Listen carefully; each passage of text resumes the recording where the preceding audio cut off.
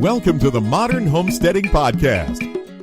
We have allowed ourselves to become so disconnected and ignorant about something that is as intimate as the food that we eat. Be prepared to grow your own for victory. God said, I need somebody strong enough to clear trees and heave bales, yet gentle enough to yean lambs and wean pigs and tend the pink-combed pullets who will stop his mower for an hour to splint the broken leg of a meadowlark. So God made a farmer. Hello and welcome to the Modern Homesteading Podcast. I'm your host, Harold Thornbrough, and this is episode 83, May 21st, 2018. And today we're going to talk about planting trees and shrubs in less than ideal soil. And I'm changing up the format of the podcast quite a bit. And I want to talk a little bit about that before we get into the topic.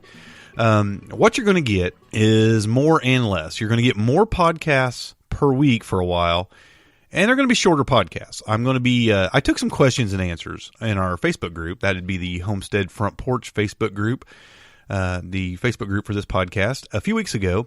I guess it was about 3 weeks ago now, and I was going to do a full episode of Q&A. I got a lot of questions. I got like 20 questions, and you know, it was kind of overwhelming to sit down and do all those. And the reason it's overwhelming is I don't have these big blocks of time to kind of carve out to do these podcasts. And to be honest with you, the podcast in general, when I do a longer one, is hard to sit down and it usually takes a few hours to from start to finish, show notes, recording, editing, posting, getting everything up.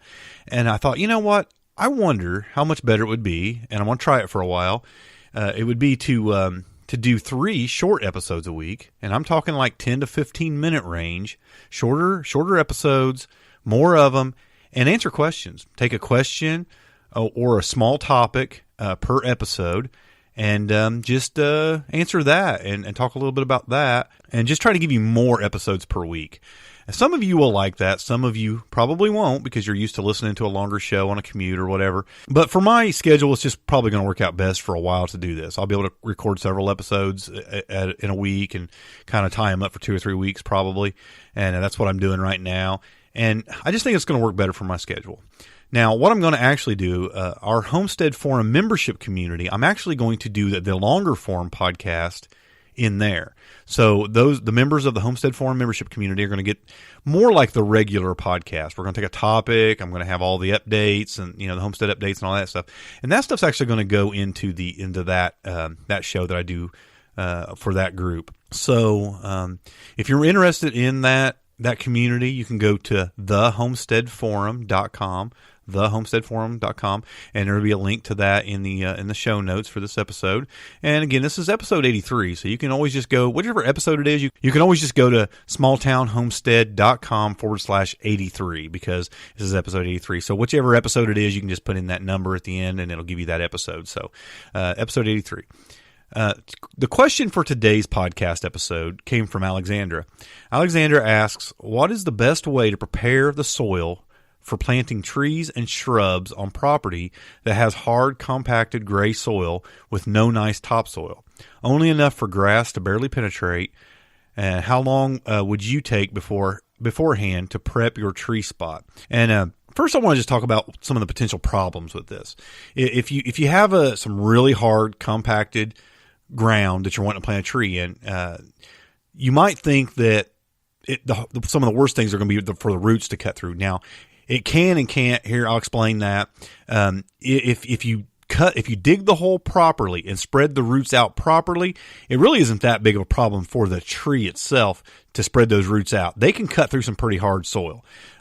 Tree roots are tough. I mean, I've seen them bust through sidewalks. I've seen them bust through foundations. I've seen tree roots do some pretty amazing things. They're pretty tough. They can cut through probably any soil.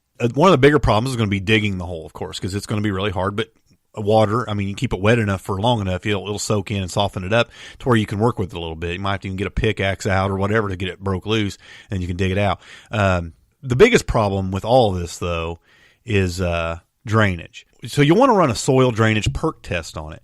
To do a soil drainage perk test, you'll want to dig a hole 12 inches deep and approximately 12 inches wide, and you'll fill it up with water. Now, you want to fill it up with water first to let it soak down, because this is going to give you a more accurate test of the drainage the perk test for this for your soil. Does it have good drainage or not?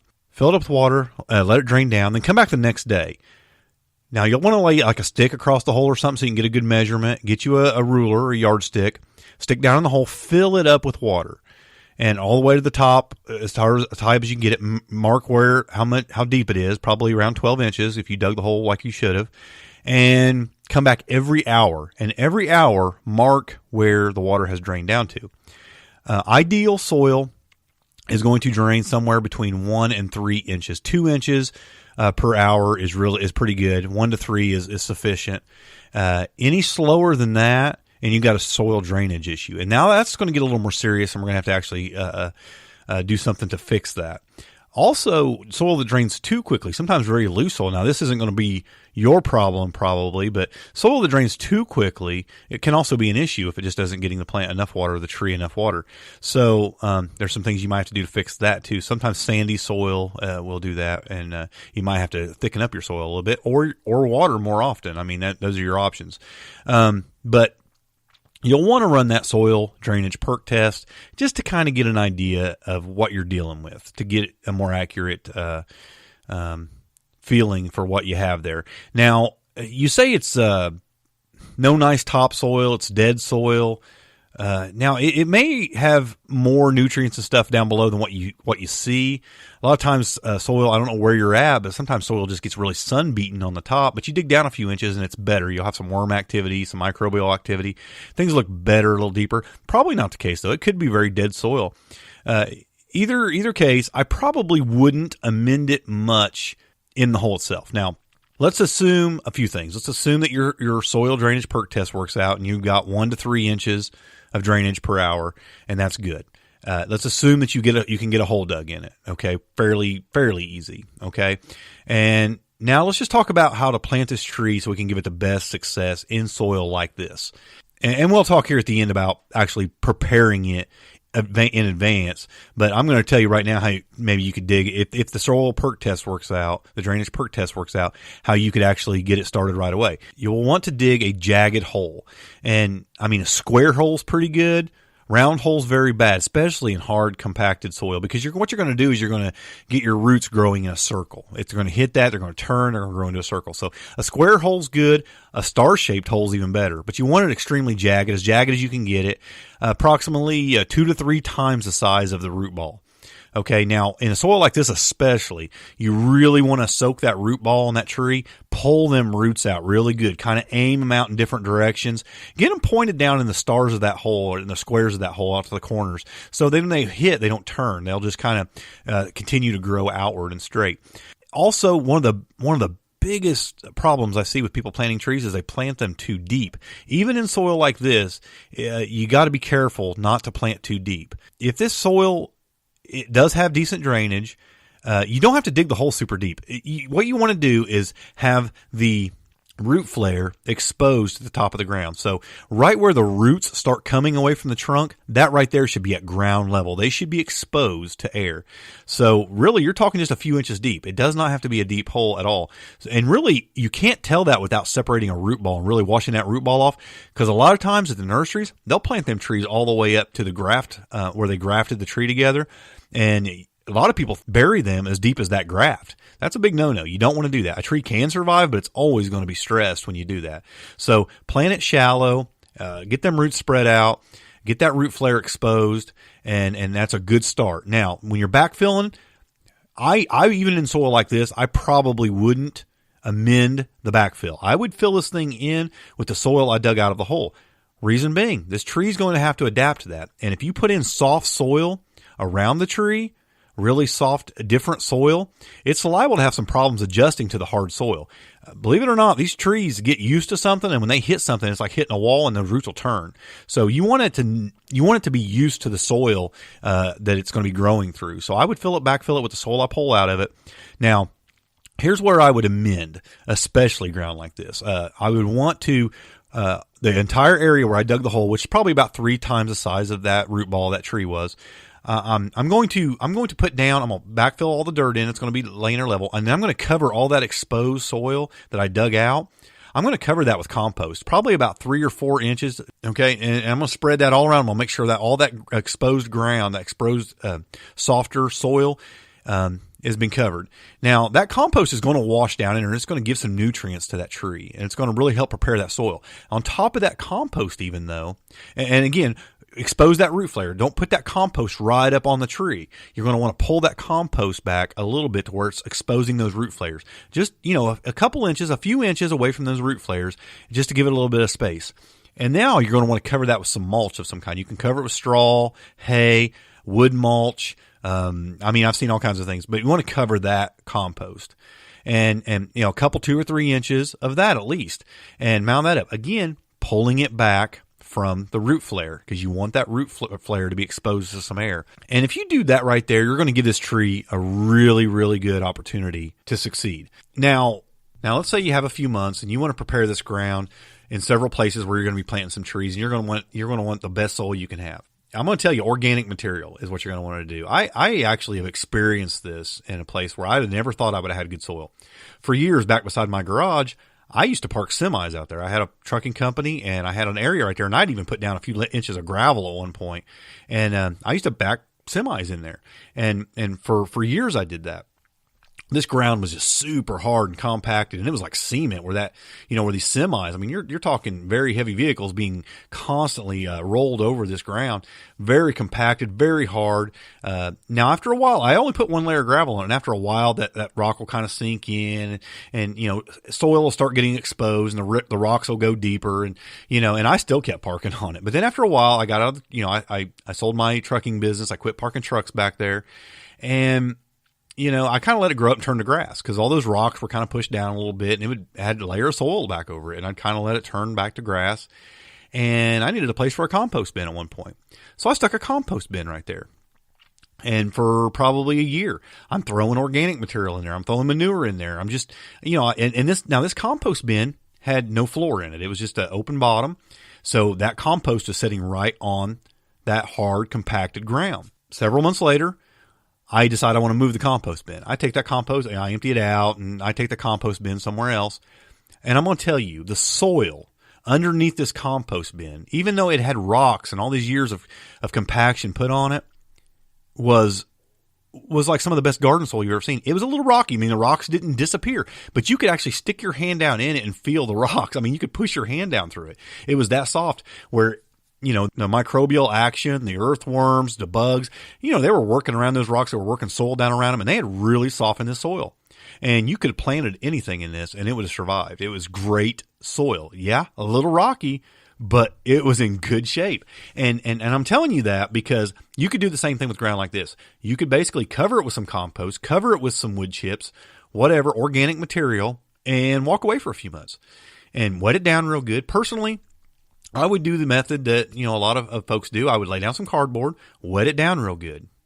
I would lay down some compost, wet it down real good, put some mulch over it, wet it down real good, and walk away and forget about it.